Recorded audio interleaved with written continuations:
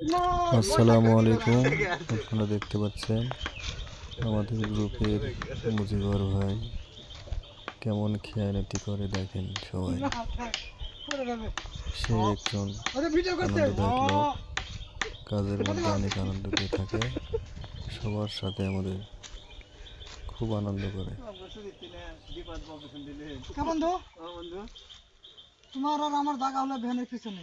না না, এখন মধ্যে সিক্রেট।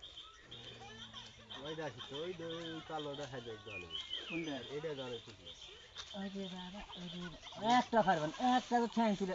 হারে মামা, ওরা কি গো? হারে কি রে বাবা, ওরা দিলে আমার মধ্যে মরে যাবে রে। হারে